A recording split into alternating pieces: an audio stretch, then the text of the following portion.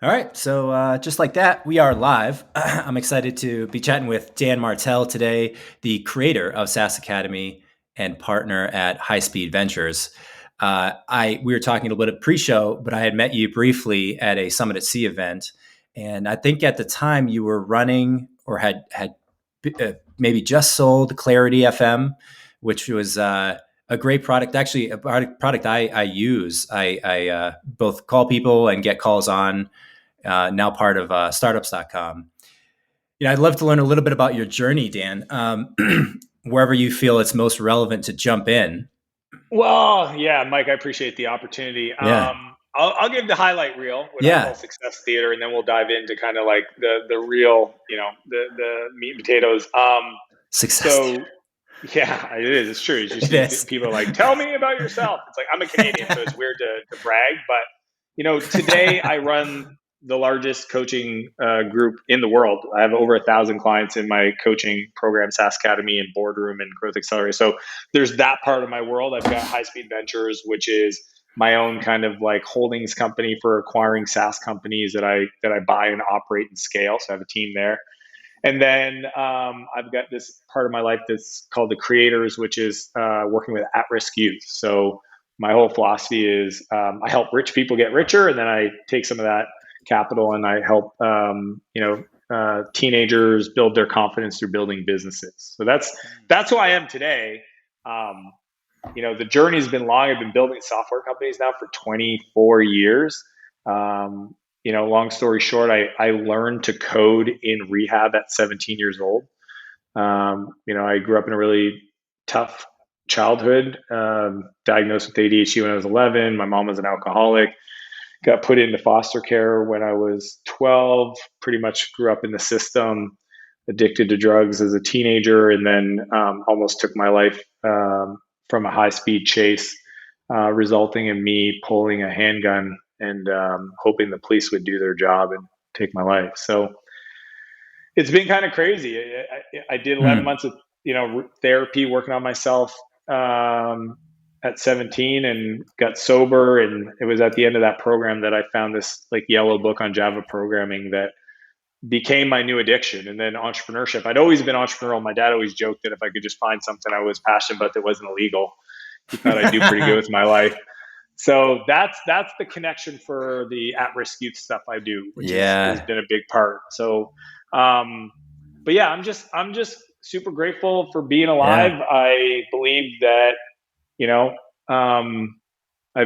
somebody was looking out for me, and I'm here to honor my creator and trying to be an example of what they saw in the possibility. And I wake up every day just trying to shine my light as bright as possible, and that's kind of what drives me. Yeah, totally. And what was the introduction to the Java book, that yellow book? Did somebody just say, "Hey, man, get into Yeah, it's a great programming"? question. So the rehab center I went to was called Portage. It was on the east coast of Canada, middle of nowhere. It was an old church camp, and in one of the cabins, I was helping Rick, the maintenance guy, clean out. There was like the main two buildings where we like slept, and then where the school stuff was done. But then there's like three other cabins. One of the cabins must have been like kind of just used as like a computer room, and there was this old 486 computer with the yellow book sitting next to it. So um, yeah, I just opened it up and started reading it. And, I never touched a computer prior to that moment, but there was just something about it that spoke to me, because it read like English. If anybody's ever looked at JavaScript or Java, it's not like ones and zeros and hexadecimal numbers. Like I always thought like computer programming was like this really complicated thing, but it actually reads like English. And, I think what happened is after getting the computer to say hello world, it created this kind of like unnecessary confidence. Like I thought I was like a computer genius, an undiscovered computer genius. Turns out I'm not, but that's what got me into building software, and I did that. Probably wrote code. I built the first version of Clarity, like prototyped it. So that was 15 years of being kind of a technical co-founder. And but people know me today as like a marketing business. Most people don't even know I used to write code, right? Because I'm more talking about like strategy and business and growth. But yeah, I cut my teeth self-teaching. I bought like my dad gave me an unlimited budget to buy computer books, and I pretty much spent the following 2 years reading $3,000 worth of architecture design, software programming, database, all the programming languages of their time.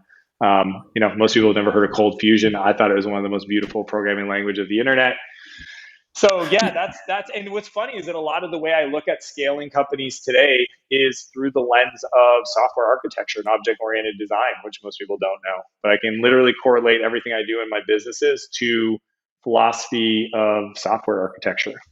Yeah. Yeah. I think a lot about the different ways that people's minds work. And it's kind of interesting that your attraction to software at a young age, presumably you had no idea at the time, like many people, that the internet would be so prosperous, that there'd be so much This economic was opportunity on the yeah, internet. this was 96, 97 when I discovered computers. And Yeah. again, it's just timing. Like I literally I got introduced to this guy named Chris. He had a software startup. He raised 1.2 million.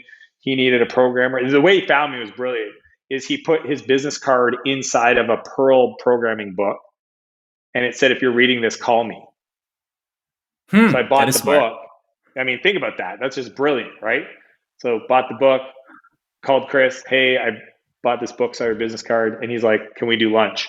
And he convinced me to join his startup, and that's kind of my introduction to the internet, and kind of got into it through that lens.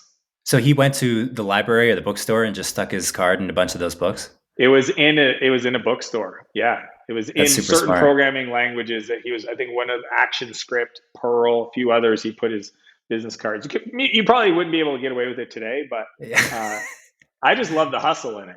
Yeah. Of course, like today, there's just translations. There's just different tools, but the same fundamental tricks, which is just interesting to sort of understand that. Yeah.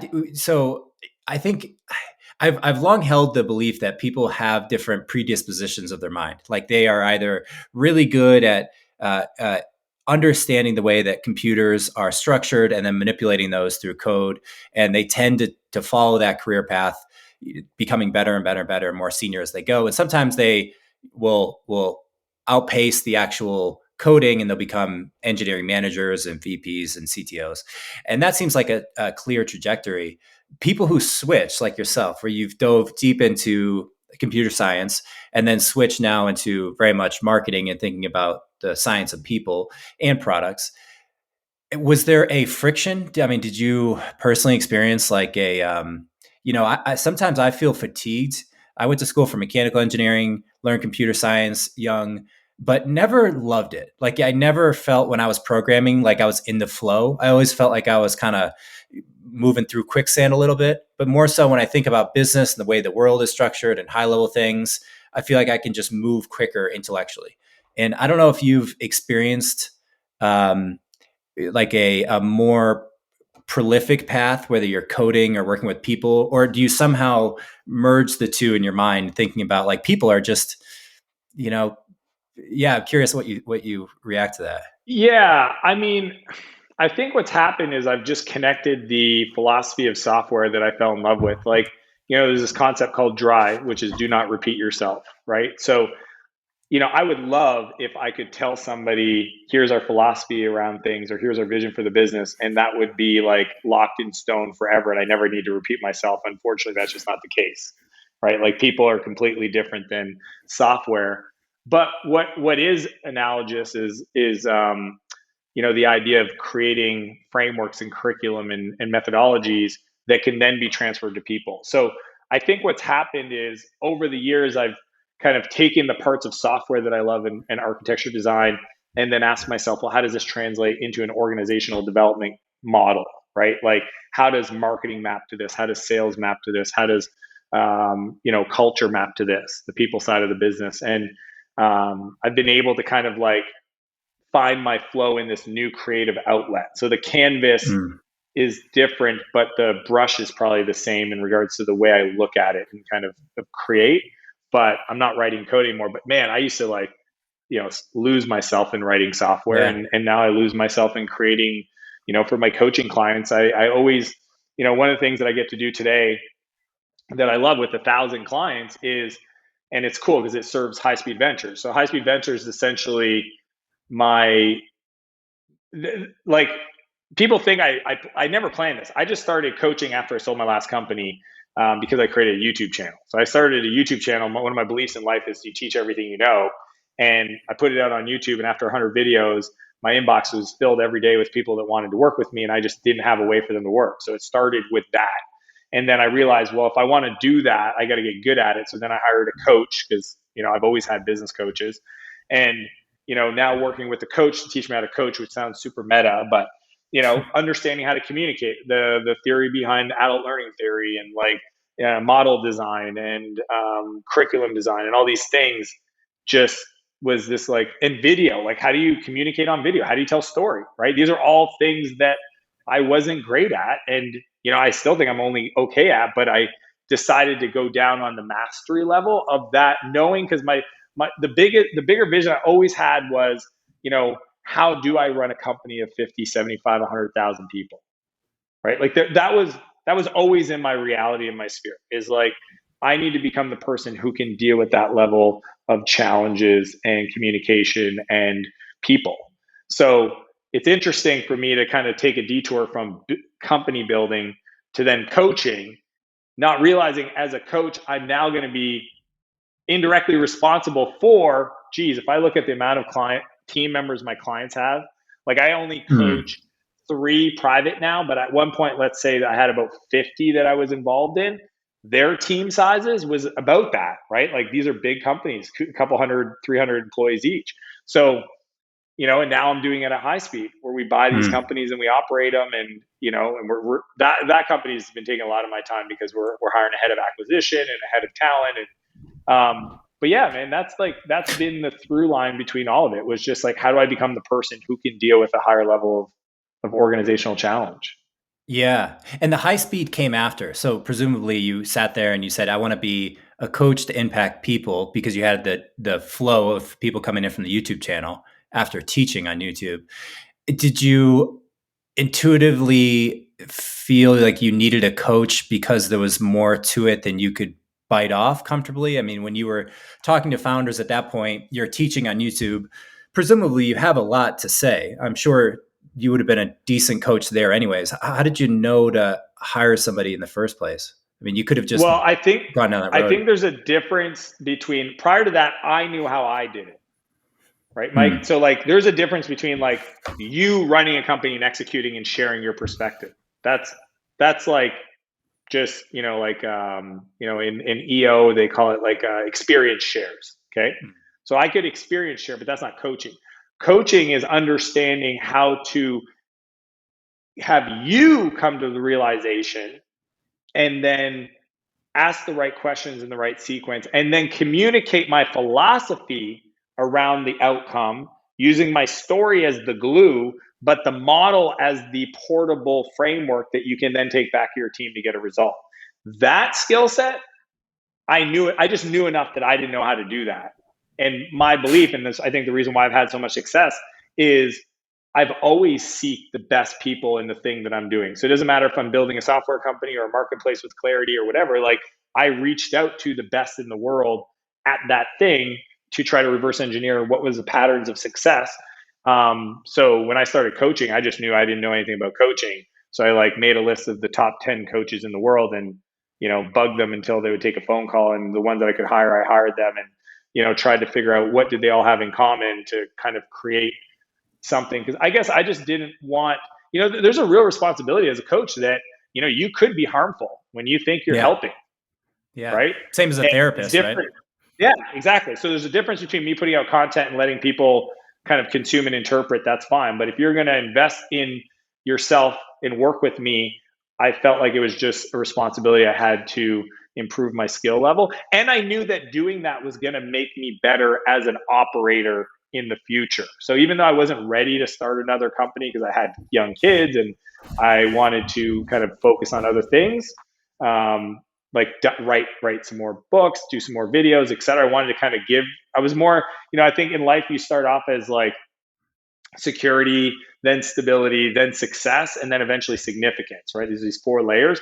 And I was kind of at this, like, I want my life to mean something level. So it was less about building another company, more about, supporting other people to get to their dreams and outcomes. And then what's funny is as I did that, I then realized I was missing this part of building a business for myself.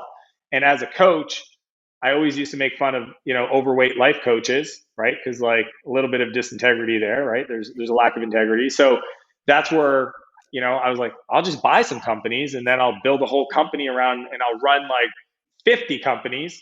So then I'll be an even better coach for my clients because every day I'm doing the things I'm trying to tell them to do. So it's like real time as the world moves, right?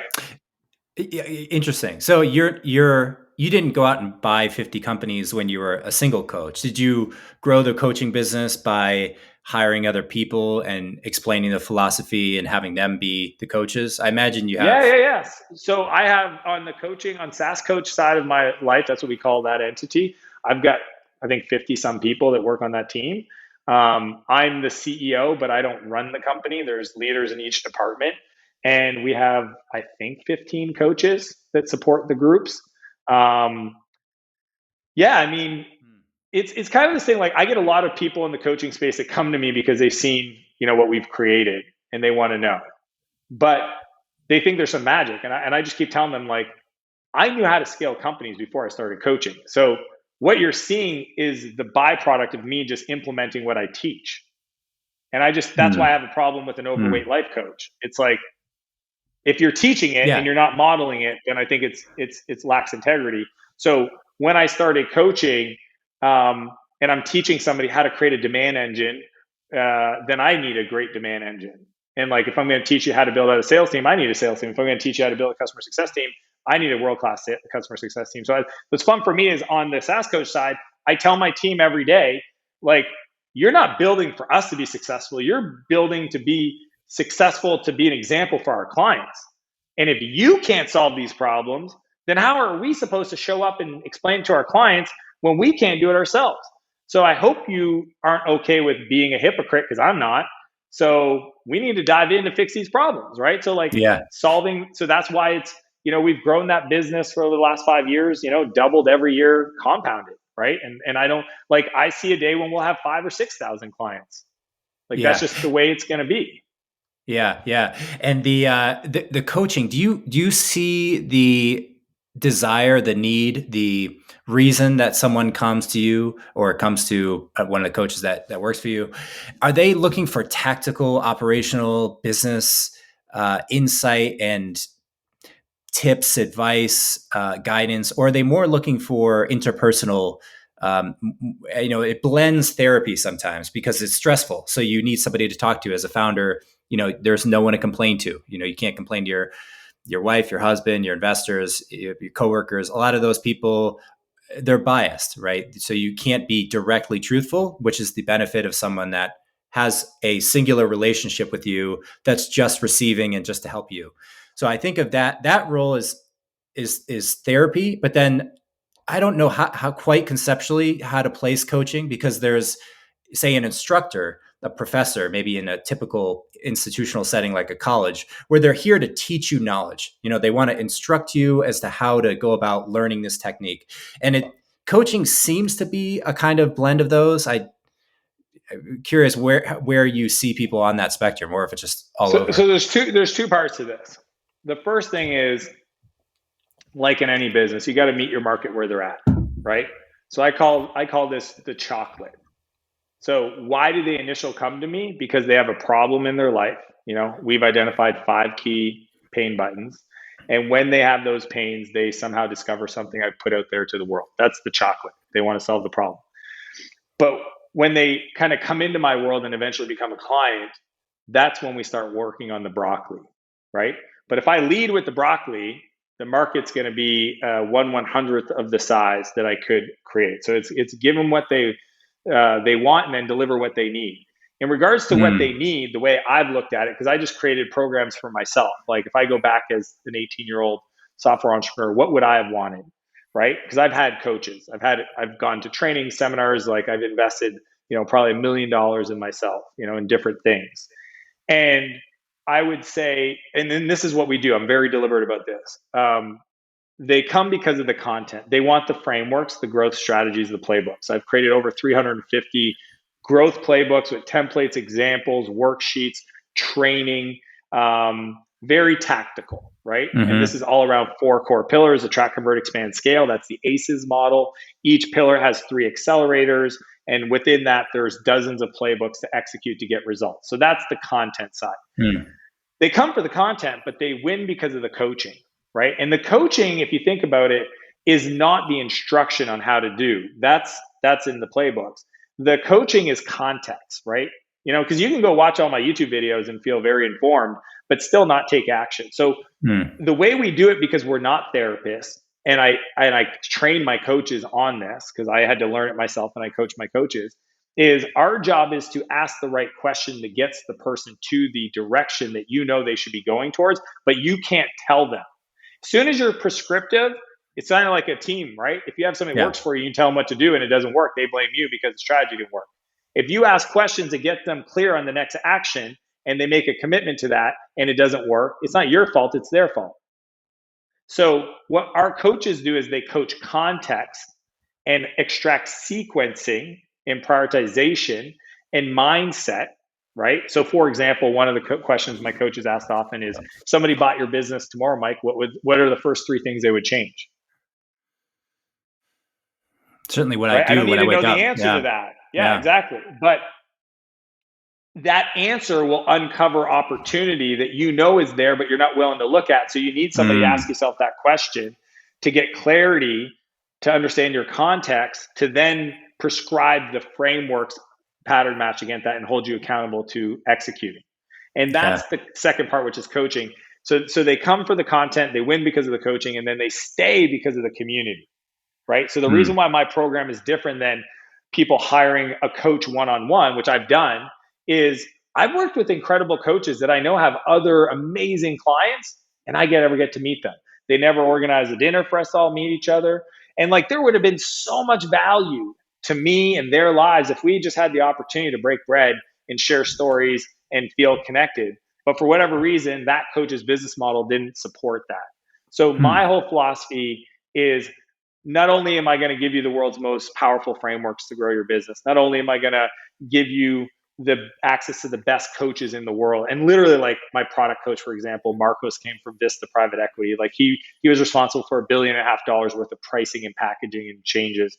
Arit came from Gainsight. She's our CS coach. She's world class, right? So like, not only will you have access to the best coaches, and those are more tactical coaches, we call it, versus success coaches, Mm-hmm. but we also want to create the space for you to feel part of a community of shared values, of shared challenges, of shared journey. And that's why we do 3 events a year, right? And that's true for all my programs. Each one of my 3 different programs that are more for startup to mid-size to larger, like 10 million plus SaaS. Those are components that are part of those programs. So again, hopefully you can see, like, I think through frameworks all the Yeah. time. And it doesn't matter if I'm building a coaching business or a software company, or a nonprofit. Honestly, it's the same approach. Yeah. And so I imagine this kind of developed, right? You're coaching people individually in the beginning, and then you hire someone, you learn more about the structure of or techniques, models of coaching people. Then you think, okay, because there is a lot of coaches out there already. And even coaching as a category, call it, is relatively new. And there's people that coach all different categories of business, but you say, let's draw a line around SaaS. I imagine that's a B2B pretty SaaS. B2B SaaS. Is it just B2B SaaS? And then Yep. say you want to find other coaches to leverage the knowledge that you have about how to coach, because you only have so many hours in the day. Were there receptive coaches out there? What was your technique to find other people to coach under? Because it's do you Here's what before I've even discovered. hmm, Yeah, go ahead, go Mike. ahead. I was just going to Oh say that well, sometimes, yeah. I was just going to say that sometimes I feel coaching is it's a vague, people don't understand what it entails. It's not sort of maybe regulated. It's not certified in a way that's academically, in the way that say psychology or therapy is you can get a license for it. So coach, not to say it's not valuable, but because it's new, there's ambiguity as to what exactly it is. So you find these folks and then teach them your process. How did you find people? Like, how did you actually grow that? So the way I think about the way I scale my coaching company, again, it's no different than what I do in any business. So there's this framework I teach called the buyback principle. Okay. And the buyback principle is a first principle approach to scaling companies so that you don't build a business that you grow to hate. Okay. And the way it works is you don't hire somebody to add capacity to your business. You hire somebody to buy back time out of your calendar.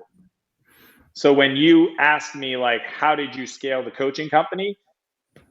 Through the same lens of systematically looking at my calendar for the opportunity for me to buy low value, low energy items out of my calendar for somebody else to do. That was the sequence, right?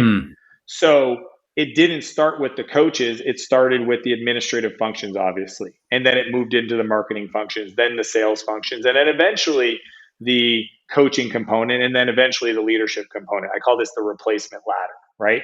And if you follow that model, the reason why, again, it's a first principles approach to investing in your business is that it will unlock so much for you because you're investing the least amount of dollars to buy the most amount of time out of your calendar to take away the stuff that you hate to do anyway that sucks your energy. And at every stage of doing this, as the business grows, your love for the business grows, which is typically the opposite of what entrepreneurs experience. Most entrepreneurs grow until they hit a pain line, and that's different for everybody, but usually it's about $1.5 million in revenue, 12 employees. And at the pain line, they do one of three things. They either sabotage their business to fail or go back. They stall because they don't want to grow anymore because it hurts. Or they decide to sell the business because they don't want to become the person who can deal with those new sets of problems, right? So I teach this to my clients, but the philosophy is the same. So when I think of that I applied at my coaching business, when I was looking at bringing in other coaches to coach my clients, I didn't need, so most people that are great artists or practitioners typically are not good at other areas of their business, right? So you can imagine, Mike, like if I'm a great coach, I'm not a good marketer. Okay. Totally. So all of a sudden I had a surplus of customers and I could go to a coach and say, hey, I think you're world-class at this. That being said, I have a very specific approach to how I do it because I'm not a therapist. We recommend therapists all the time to our clients because they're dealing with, divorce, challenges with their marriage or challenges with their health or whatever. Like, we're here to do one thing, and it's get you results inside your software company. And that's the core metric. We literally, just like any software company should, measure customer success and pull back wins and celebrate those wins. And, we do that. So like at the end of the day, it's revenue growth. It's efficiency of revenue growth. It's about the quality of your time. We have these things called 5 dials, and we measure each one of those dials to make sure they're moving up and to the right. So the coaches didn't need to, as you mentioned, this is an unregulated market and there's a lot of people that think they're great. And I think there are great coaches. So we have a process for recruiting, we have a process for qualifying, and we have a process for training. We even have a head coach that monitors all the calls to ensure that every coach is singing from the same song sheet, right? But that's how I build companies. It's no different than if I'm building a sales process or I'm building a coaching process or I'm building a recruiting process. Like, it's systems, scorecards, monitoring, inspect what you expect. And I think when you look at it through that lens of the replacement ladder from the buyback principle, it almost seems obvious in hindsight. Of course, this is what's going to happen because, the fortunate part about the work I do is I have a huge audience. I mean, there's only about 150,000 SaaS founders in the world, right? I have 70,000 followers on my YouTube channel, 500,000 on TikTok, which is weird to me, but like almost 100,000 on Instagram. So like I have the audience of SaaS founders available. Then it's really just like what percent want coaching, right? That's why there's no doubt in my mind that we'll have 3,000, 4,000, 5,000 clients because we're going to build the best product in the world for them. Yeah. It's never going to stop because of the way, I think of continuous and never-ending improvement. And the other cool part is the way we create our new curriculum. So every month we create a new growth playbook. It's extracted from our community.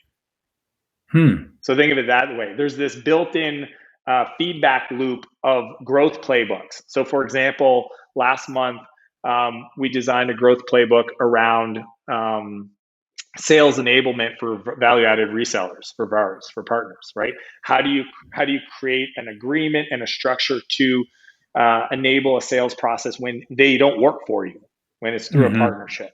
But that was created from 7 of my clients that all have world-class enablement processes extracted from my learning and curriculum person, and then tested on a pilot group. And then once it was refined, packaged up, and I taught it to all my clients. Interesting. So yeah.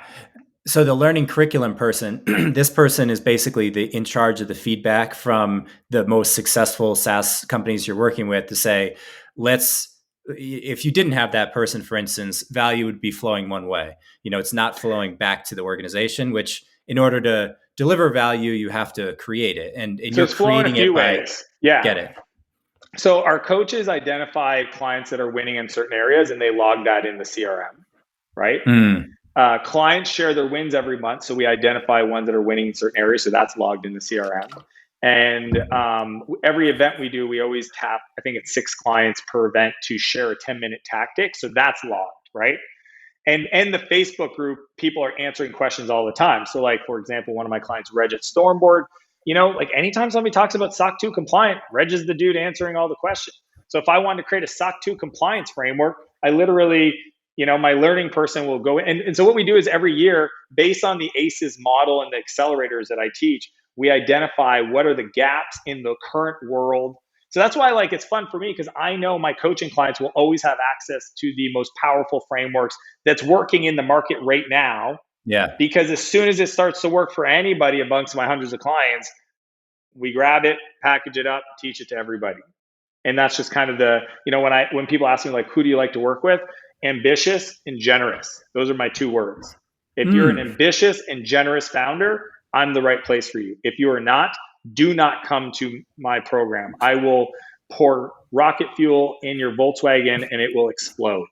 Okay. Yeah. But if you're a good dude or good dudette and you want support in growing really fast, I think we've got the best thing out there. Yeah. I want to ask you two more things come to mind. One is,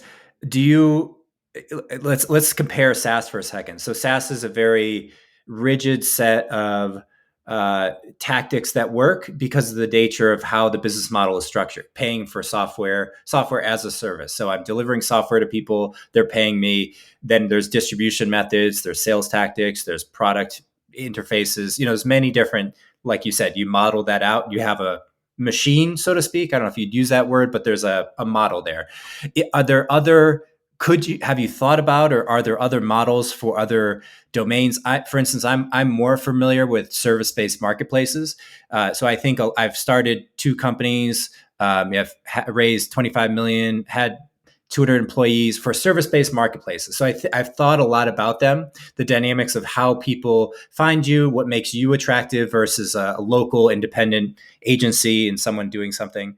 And I haven't gone as far as to think of the structured model and sort of tier it out, but I've written some articles and thought about the patterns that make various service-based marketplaces work and what are the specifics of each that create variables like pricing, lifetime value of a customer. They're different than SaaS, but they have parallels. And I'm curious if you've gone down other domains, or if you believe that there are models to be discovered in different areas.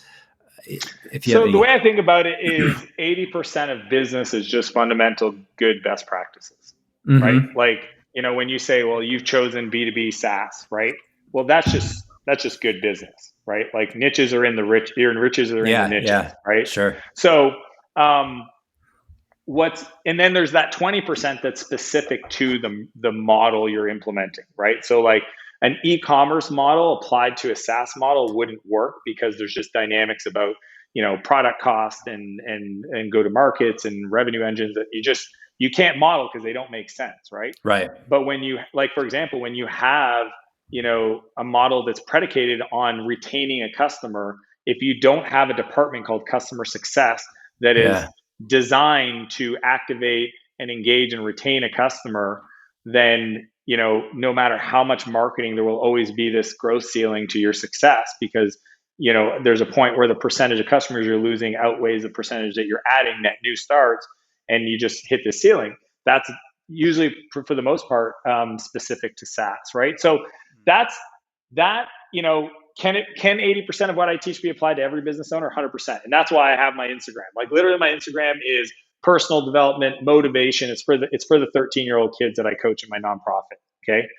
But for the most part, when it comes to the YouTube content and very much on the coaching, it's 100% focused on one type of business, which is SaaS, B2B SaaS. And that's why, because of that focus, if you want to hire another coach, you can, but it's very rare you'll find somebody that specializes in just that. And there's nuances. That's just a reality, right? When you're struggling on making decisions, I know for me, I've had coaches that were not in the tech space and they were great, but man, if I could get the caliber of coaching plus the industry experience, that would have made it a magical experience. Yeah. Yeah. I appreciate the riches are in the niches heuristic. That really does, I think, ring true, because it's like you can give away 95, 99% of the content. Dude, it doesn't matter what you're teaching. It could be flexibility. It could be anything, woodworking. You give away 95% and people will crave that extra 5%. It's like that, not the forbidden, but the exclusive, the extra little bit it makes sense logically. It's the thing that other people don't have access to.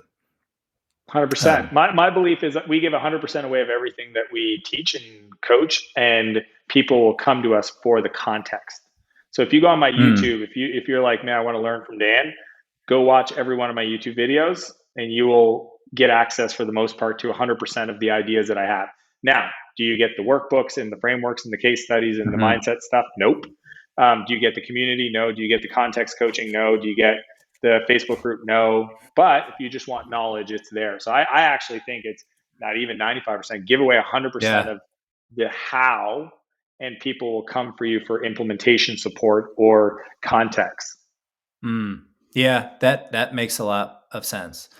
How long were you building the coaching business, SaaS Academy, before you started High Speed Ventures, where you're buying and creating? I never thought of doing high speed. It came apparent to me 3 years into so I've been doing coaching now for 5 years, and probably 2 years ago was when I started to see the potential, right? Because I was coaching so many of my clients going through an exit, and then I'd be like, man, I'd buy your business, but I wasn't set up to buy it. Like I didn't have a team to be able to operate and run it. And so last year, I decided to partner up with one of my previous clients that exited his company, Matt Verlack, a brilliant dude, and he became my business partner in High Speed. And then we just quickly acquired our first company, Body Shop Booster, and we're just like literally right now I'm hiring, like I said, an acquisition person to kind of increase the velocity of that. But yeah, like that to me is just almost like a dojo of training to extract even more frameworks and strategies that I can apply to my coaching. So they're completely separate businesses, but both of them are really important to my life. And honestly, outside of writing books, which I'm starting on my first right now, and I plan to write dozens, that will probably be my career. Like I can see myself, I just feel really two things, helping people and having impact, ripple effects of like teams, and then also creating, an empire that people can use to, the reality of it is if you're like a thought leader, people are like, well, what have you actually done? And it's like, yeah, I've built and sold companies, but that's me. I want to be able to say, I'm like you, and I've had to work through people to build these companies, and this is the trajectory of the companies that I run, and these are the results of my clients. So between those two things, show me somebody else that you think has more credibility for me doing what I do. Yeah. Well, I'd even argue that there's not just two things. There's the media creation. It's really an educational vertical, and then the acquisition, buying, growing, selling holdings company, and then the interpersonal. Buy, hold, and grow only. And I just make that distinction because if anybody's watching, they want to sell me your company. I'm not going to sell it. I'm not a private equity firm that's trying to maximize spreadsheets. It's 100% buy and grow. Buy and grow. Yeah. What did I say? Buy, sell, and grow. As soon as you have to sell, I get stuff. I don't, and it's just I just remind my team because it forces them to build better companies. Yeah. Like I want 50,000, 75,000 people that work for me in this entity. It's not a building. Dan, do me a favor. I think one of the mics might be a little loose. One of your headphone mics, it kind of goes in and out. I'm not sure if there's a simple solution to that, but I think it's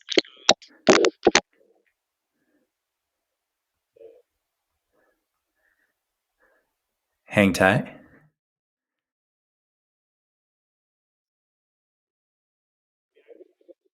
Is this audio better? Oh, no. No. Well, we may have an issue then because these ones were dead and these ones are charging.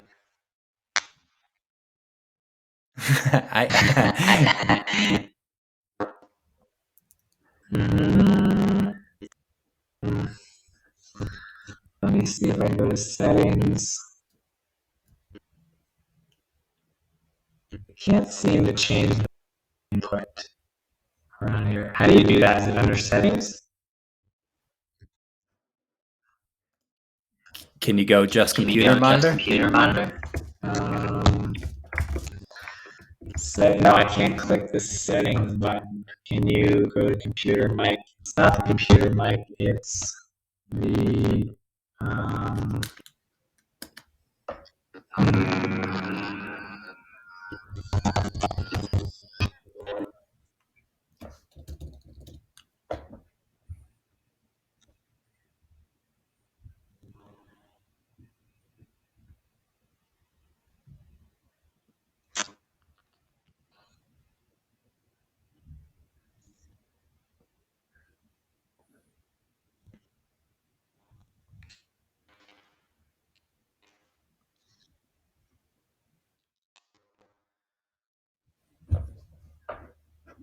Can you hear me?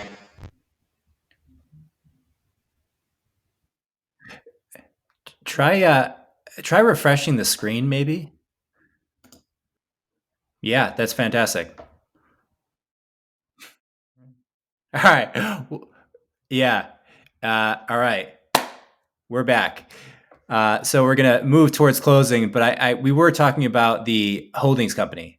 You now, through all the access that you have with the different founders that you're coaching, you're seeing a lot of different opportunities, people wanting to get out of the companies. And so you're saying to yourself, hey, look, I would purchase your company and grow it if this person's not going to be personally interested in doing that. You mentioned that you're not interested in selling. Is that because you want to create a mindset of growing the companies and not thinking about flipping them?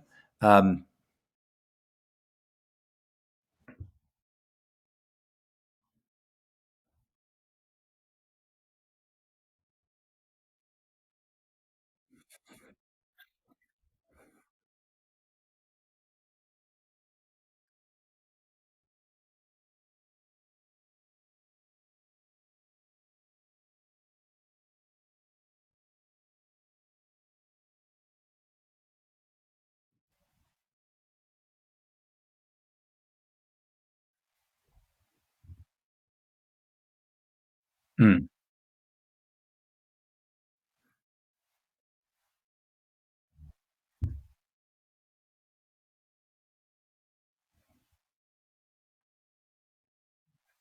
mm,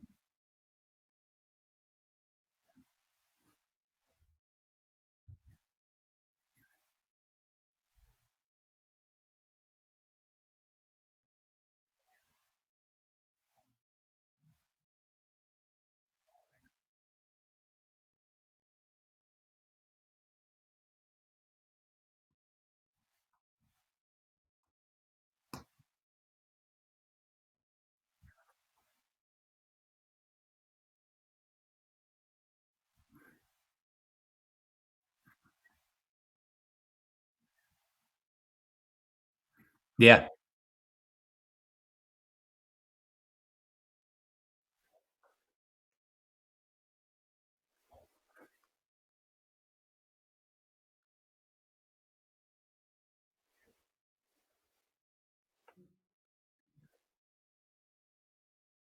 Yeah. Yeah. Last thing I want to ask you, why books? I look at media channels with YouTube, TikTok, Instagram, maybe even email, others as being so much more highly trafficked. Maybe books to me seem like for the amount of work to potential viewership, low return. But you certainly see it different and have looked into this more. So, how do you see books fitting into this? I mean, why not spend your time doing other kind of medium?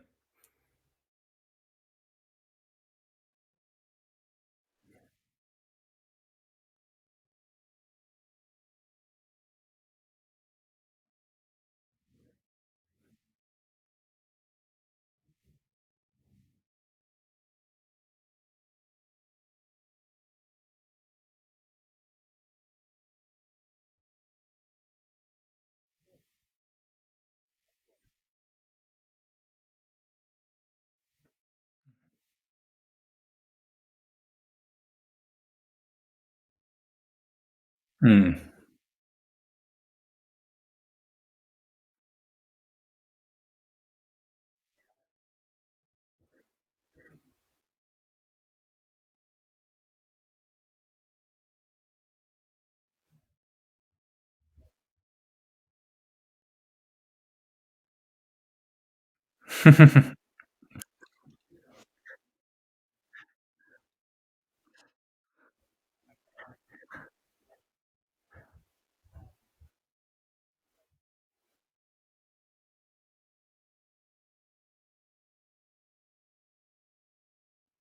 Okay.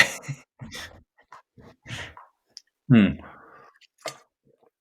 Yeah. It probably also, yeah, it helps you process and better understand yourself. The best way to, learn something is to teach it. So by writing it down, you're forcing yourself to articulate it in concrete terms.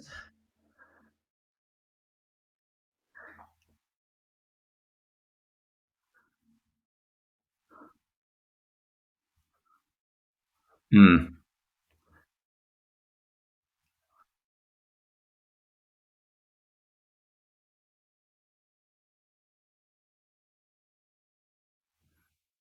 Hmm.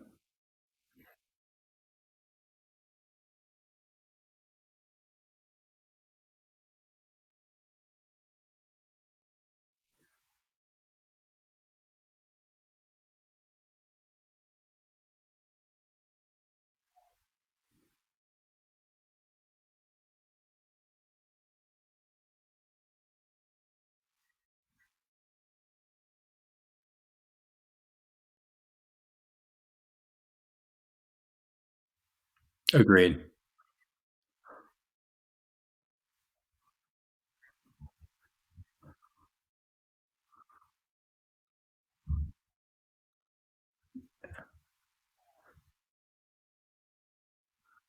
Yeah.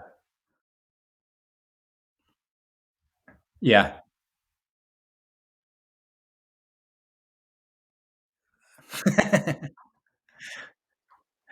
Yeah. Yeah.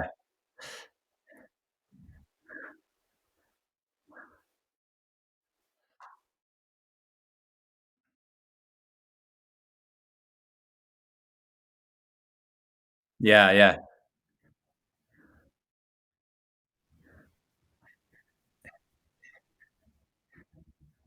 Yeah.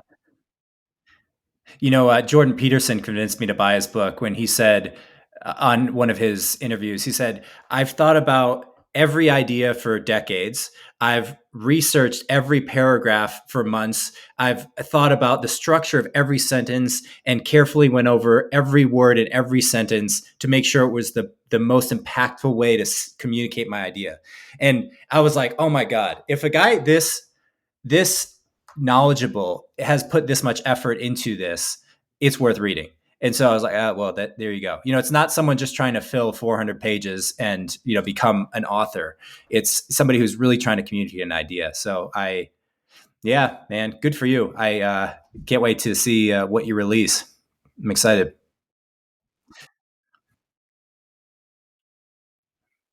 Yeah. Well, Dan, thanks for sharing your ideas. It was great to connect with you, and wish you all the best.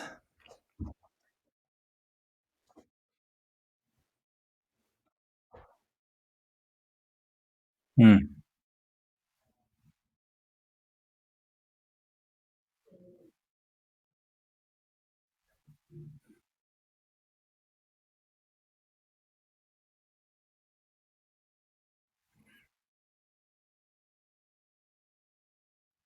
All right. Thanks, brother.